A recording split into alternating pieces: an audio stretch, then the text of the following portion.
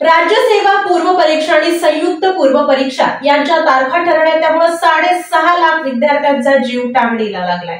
यंदाच्या वर्षातील 8 महिने संपूनही महाराष्ट्र लोकसेवा आयोगानं राज्यसेवा पूर्व परीक्षा आणि संयुक्त पूर्व परीक्षा घेतलेली नाही।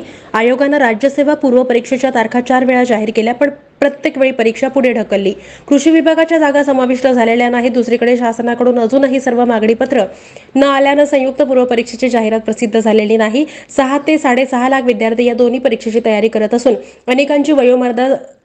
अनेकांची वयोमर्यादा संपुष्टात येत असल्याची वस्तुस्थिती पाहायला मिळते। विद्यार्थ्यांच्या आंदोलनं, राज्य सरकारचे आदेश आणि मराठा आरक्षण यामुळे 4 वेळा परीक्षा पुढे ढकलावी लागली।